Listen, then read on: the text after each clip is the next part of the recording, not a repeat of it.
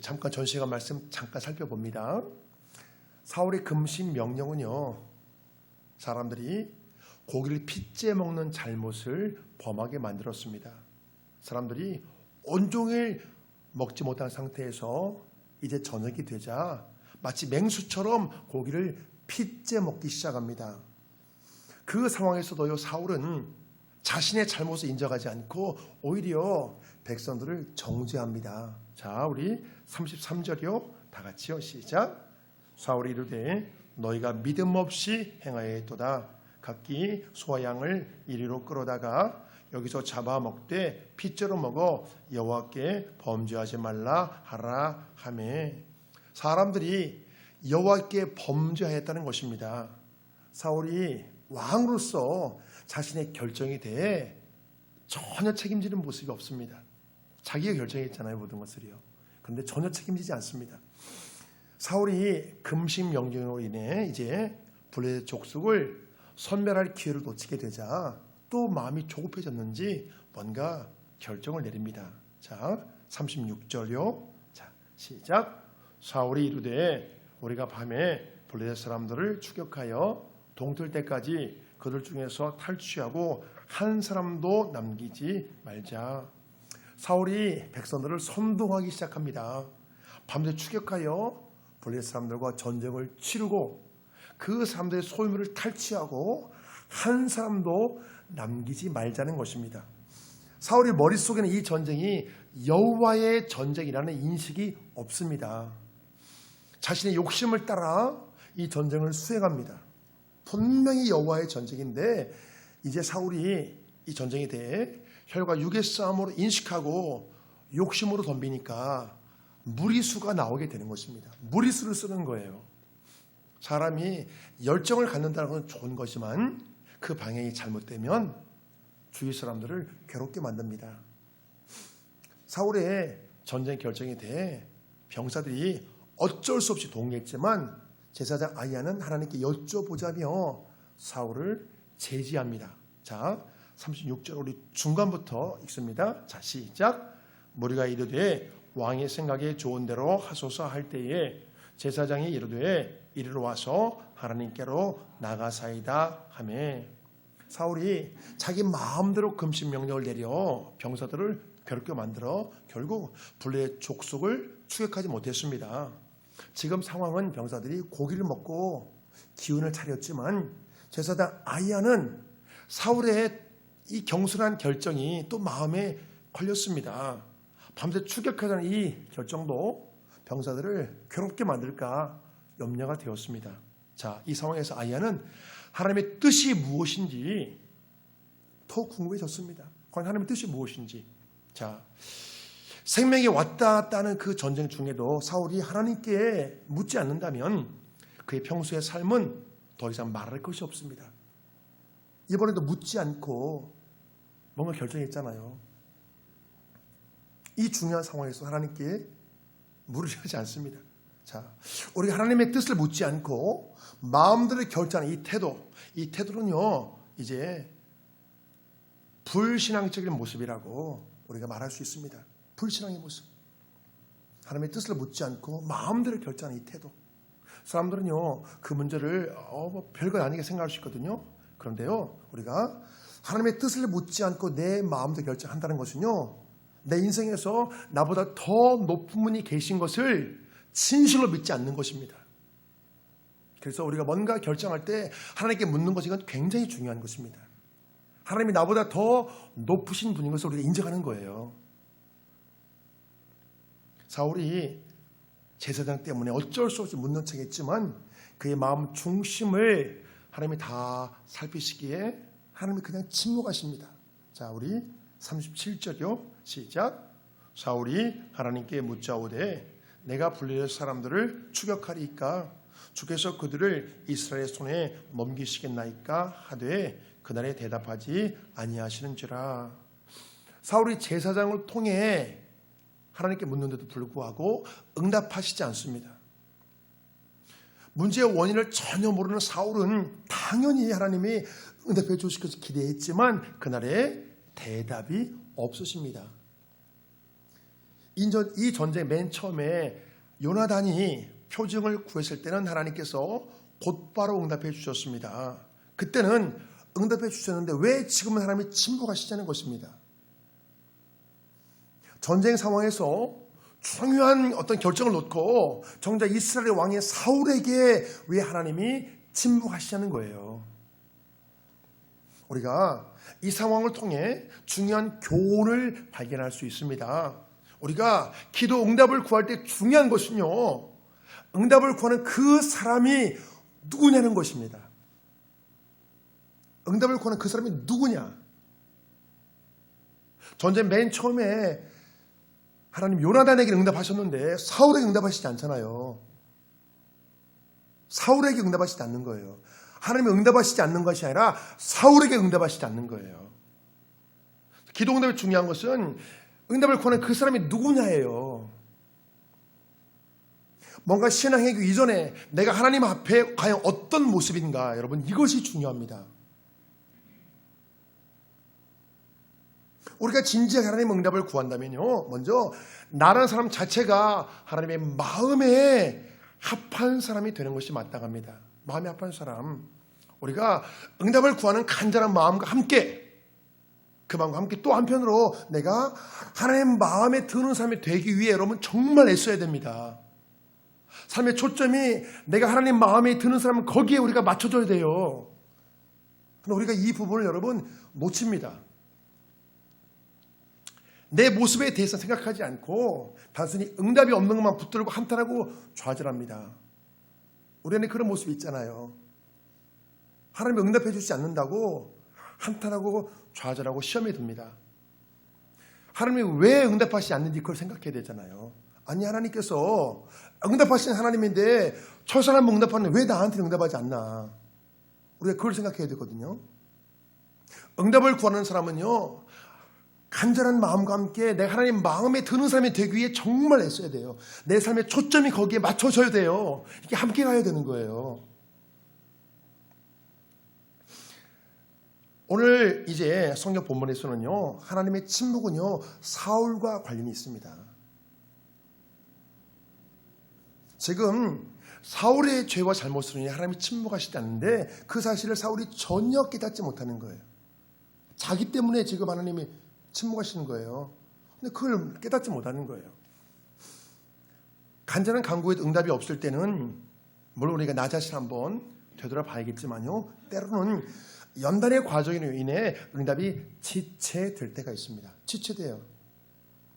물론 연단의 용광로 속에 있는 그 당사자는 정말 죽을 밥이 힘들지만요, 바로 그때 우리가 기억해야 될 것은, 응답이 지체될 때 기억해야 될 것은요, 이 과정은요, 나의 불순물을 제거하기 위함이라는 것입니다. 불순물을 제거하고 견고하게 만들어서 더 귀하게 쓰시고자 하는 거예요. 더 견고하게 만들어서. 불순물이 제거돼야 더 견고해지잖아요. 더 견고하게 만든 하나님께서 쓰시고자 하기 위함이에요. 바로 그때는 기도 응답이 지체될 수 있습니다. 연단의 과정이니까, 훈련받는 중이니까 그때는 지체돼요.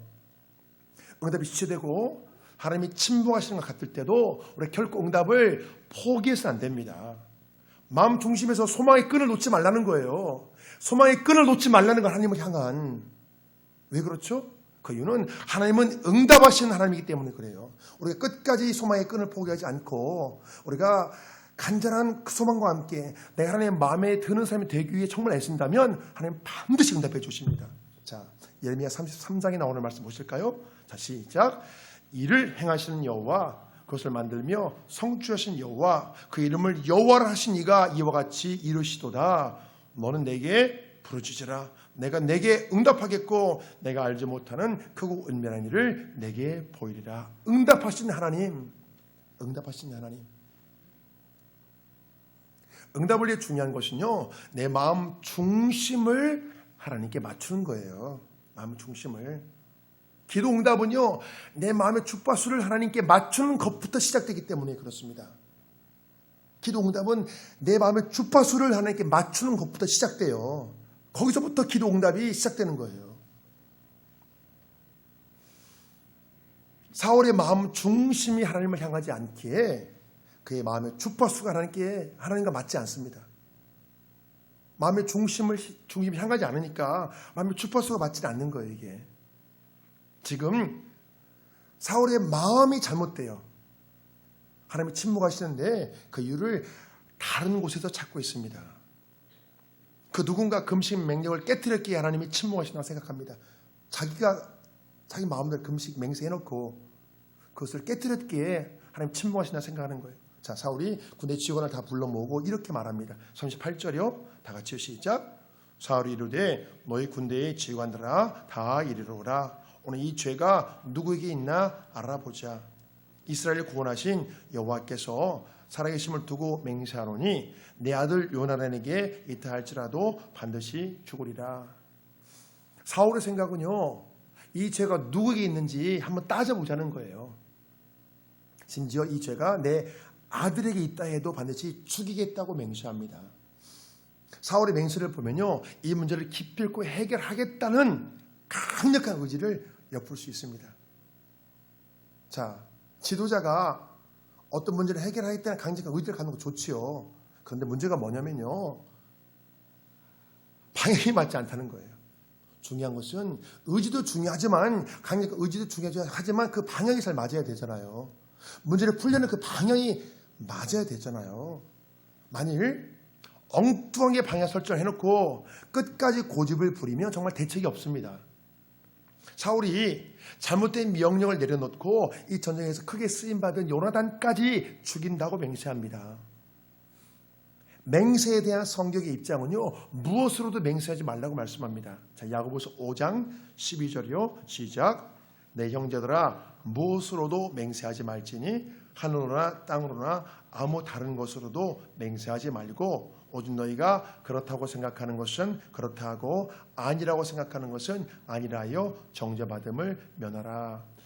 사울의 경솔한 맹세는요, 왕의 리더십에 큰 타격이 될 수 있습니다. 지도자가 경솔한 맹세를 남발하면 신뢰가 떨어지기 마련입니다. 아무리 선량한 사람들도요, 신뢰가 떨어진 지도자를 따르고 싶어 하지 않습니다. 우리가 좋은 리더십을 갖기 위해 꼭 필요한 것은요, 약속을 잘 지키는 것입니다. 약속을 잘 지키는 거. 지도자 약속하면 지켜야죠. 약속을 잘 지키는 게 중요합니다. 우리가 그런데요, 모든 약속을 100% 잘 지키는 게 사실 불가능하기에 가능한 맹세하는 것을 삼가는 것이 지혜입니다. 자, 오늘 이 죄가 누구에게 있는지 따져보자는 사울에 대해 백성들이 전혀 반응하지 않습니다. 자, 39절 우리 중간부터요. 시작. 내 아들 요나단에게 있다 할지라도 반드시 죽으리라 하되 모든 백성 중 한 사람도 대답하지 아니하며. 사울의 맹세에 대해 모든 백성 중 한 사람도 대답하지 않습니다.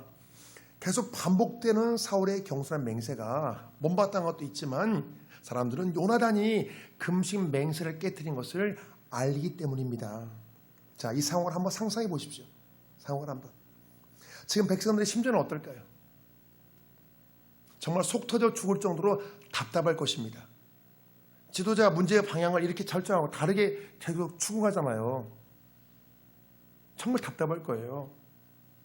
패할 수밖에 없는 상황에서 요나단 때문에 전세가 완전히 바뀌었잖아요. 요나단이 승리의 주역이잖아요. 1등 공신이에요. 그가 지팡이 끝으로 꿀을 조금 맛봤다고 해서 죽는다는 것은 말이 안 됩니다. 짐승을 죽여서 먹은 것도 아니잖아요. 꿀 한 조각 맛봤어요. 그게 죽을 죄입니까? 사울이 전혀 분위기 파악 못하고 자신의 고집대로 또 밀어붙입니다. 사울이 생각할 때 죄의 문제로 인해 하나님이 침묵하신다 생각하고 제비 뽑기 방식으로 금식 맹세 깨뜨리는 사람을 색출하려 합니다. 자, 사랑하는 여러분, 지금 우리가 성경 본문의 이 상황을 보면서 어떤 마음이 느껴집니까? 지금 사울의 이 모습은요, 내 죄를 전혀 깨닫지 못한 사람의 결과입니다. 내 죄를 깨닫지 못하는 거예요. 내 문제가 뭔지를 모르는 거예요. 사울 자신의 잘못된 결정으로 인해 이 모든 문제가 발생했는데 나 말고 다른 사람에게 죄가 있다고 생각합니다. 나의 잘못된 결정으로 이 모든 문제가 발생했는데 다른 걸 탓하는 거예요. 이 모든 게 다 내 결정의 결과인데 다른 걸 탓합니다. 다른 걸 탓하면 절대로 문제 풀지 못해요. 이 상황에서 이스라엘 사람들이 한편이 되고 사울과 요나단이 또 다른 한편이 되어 제비를 뽑았습니다. 자, 우리 41절이요. 자, 시작. 이에 사울이 이스라엘 하나님 여호와께 아뢰되 원하건대 실상을 보이소서 하였더니 요나단과 사울이 뽑히고 백성은 면한지라. 자, 이스라엘과 이스라엘이 저쪽으로 편을 나눴는데 사울과 요나단이 뽑힌 거예요. 자, 그 상황에서 이제 다시 한번 또 뽑으니 결국 요나단만 뽑혔습니다. 사울이 금식 명령을 내릴 때 그때 요나단이 이제 그 금식 명령 소식을 듣지 못했습니다. 그 당시 상황에 대해 성경은 이렇게 말씀합니다. 자, 우리 27절 말씀이요. 자, 시작. 요나단은 그의 아버지가 백성에게 맹세하여 명령할 때 듣지 못하였으므로 손에 가진 지팡이 끝을 내밀어 벌집에 꿀을 찢고 그의 손을 돌려 입에 대매 눈이 밝아졌더라. 이 상황은요, 무기를 든 부하와 함께 많은 적들을 처리한 직후입니다. 단 2명이 많은 적들을 상대하니라 육체적으로 상당히 탈진한 상태일 것입니다. 그 상태에서 지팡이 끝으로 꿀을 조금 먹은 것이 무슨 죄가 되겠습니까? 굉장히 억울하게 죽음의 문턱까지 요나단이 내몰려 있습니다. 자, 우리 43절이요. 시작. 사울이 요나단에게 이르되 내가 행한 것을 내게 말하라. 요나단이 말하여 이르되 내가 다만 내 손에 가진 지팡이 끝으로 꿀을 조금 맛보았을 뿐이오나 내가 죽을 수밖에 없나이다. 이 전쟁에서 크게 쓰임받은 요나단을 사울이 마치 중죄인처럼 다루고 있습니다. 네 죄를 스스로 고해해 보라는 것입니다. 네 죄를 네가 알렸다 이거죠. 이제 네 죄를 네가 알렸다. 이 전쟁에서 진짜 죄인이 누굽니까? 진짜 죄인이 누구죠? 지금 누가 하나님께 동역한 사람입니까? 누가 하나님을 방해한 사람이에요? 하나님과 누가 함께한 사람이고 누가 하나님을 방해한 사람입니까? 누가 마음을 하나님께 맞추고 함께한 사람이고 누가 하나님을 거스른 사람입니까? 사울이 볼 때는 금식 맹세를 깨뜨린 사람이 죄인인 것 같지만 하나님이 보실 때는 누가 죄인이죠? 사울이 진짜 죄인이에요. 사울이. 대리 통치자의 사명을 망각하고 모든 것을 자기 마음대로 결정합니다. 그래서 지금 이 문제가 생겼잖아요. 자, 내가 죽을 수밖에 없나이다. 죽음까지 결심하는 요나단에 대해 사울이 말합니다. 네가 반드시 죽으리라. 자, 우리 44절이요. 시작. 사울이 이르되 요나단아 네가 반드시 죽으리라. 그렇지 않으면 하나님이 내게 벌을 내리시고 또 내리시기를 원하노라 하니 내가 죽을 수밖에 없나이다. 그런 아들에게 네가 반드시 죽으리라 이렇게 말하는 거예요. 네가 죽지 않으면 그 벌을 내가 받겠다. 또 무모한 맹세를 합니다. 사울이 금식 명령을 내리는 장소에 당시 요나단이 그 장소에 없었어요. 고의적인 잘못이 없는데 전쟁 승리의 주역이 죽는 것은요, 이것은 말이 안 됩니다. 그렇지만 사울은 자신의 온몸에 빠져 아들 요나단을 진짜로 죽이려 합니다. 사울의 이 폭거에 대해 백성들이 이제 더 이상 참지 못하고 항거하기 시작합니다. 자, 우리 45절이요. 시작. 백성이 사울에게 말하되 이스라엘의 이 큰 구원을 이룬 요나단이 죽겠나이까? 결단코 그렇지 아니하니이다. 여호와의 살아계심을 두고 맹세하옵나니 그의 머리털 하나도 땅에 떨어지지 아니할 것은 그가 오늘 하나님과 동역하였습니다. 그가 오늘 하나님과 동역하였습니다. 그가 오늘 하나님과 동행했다는 거죠. 하나님 함께 했다는 거예요. 사람들이 모든 것을 그동안 잘 따라주었지만 사울의 말대로 다 따라주었잖아요. 백성들이. 그렇지만 이제 더 이상 침묵할 수 없었습니다. 이 전쟁에서 하나님께 크게 쓰임받은 요나단을 죽이려 하자 사울에게 단호하게 대응합니다. 설령 사울의 맹세를 요나단이 조금 거슬렀다 해도 이것이 하나님 앞에서 죽을 죄가 되지 않는다는 거예요. 그가 오늘 하나님과 동역했기 때문입니다. 그가 하나님과 마음을 맞추어 하나님과 함께 동행했다는 거예요. 사람들이 워낙 비장하게 나오니까 사울이 뒤로 물러설 수밖에 없습니다. 백성이 요나단을 구원하여 죽지 않게 하니라. 백성들로 인해 겨우 목숨을 요나단이 건지게 되었습니다. 하나님께서 역사하신 거죠. 이 모든 상황이 결론적으로 말해주는 것은요, 사울의 맹세가 잘못됐다는 것입니다. 바로 사울이 진짜 죄인이라는 거예요. 하나님 보실 때 하나님이 그것을 지금 드러내는 거예요. 오늘 성경 본문의 이 상황은요, 사랑하는 여러분, 방향이 잘못된 지도자의 열정이 얼마나 위험한 것인지 잘 보여주고 있습니다. 방향이 잘못된 지도자의 열정, 정말 위험한 것입니다. 그걸 분명히 말해주고 있어요. 방향이 맞아야죠. 방향이. 지도자의 열정이 방향이 잘못되면요, 선량한 많은 백성들을 괴롭게 만들 수 있습니다. 사울이 적들의 추격에 대한 응답을 받지 못하자 추격하는 것을 그냥 포기해버립니다. 자, 46절이요. 시작. 사울이 블레셋 사람들 추격을 그치고 올라가매 블레셋 사람들이 자기 곳으로 돌아가니라. 이 상황에서 사울이 하나님의 뜻을 묻지 않고 마음대로 결정해버립니다. 하나님 뜻을 물어야 되잖아요. 마음대로 블레셋 사람 추격하기를 그쳐버립니다. 이 결정 또한 사울의 실책입니다. 사울이 계속 지금 뭔가 실수하는 거, 계속 지금 잘못하는 거예요. 왜 그렇죠? 자기 마음대로 하니까. 자기 마음대로 하니까 계속 문제가 생기는 거예요. 자기 마음대로 하니까. 모든 걸 다 자기 마음대로 하잖아요. 하나님께 묻지 않고. 하나님께 묻는다 해도 진실로 마음 중심에서 하나님의 뜻을 묻는 그런 마음이 없잖아요. 그러니까 계속 문제가 되는 거예요. 전쟁 처음부터 하나님이 도와주셨잖아요. 함께 하셨잖아요. 그러면 이 흐름을 쭉 타고 블레셋 사람들은 선멸했어야 마땅합니다.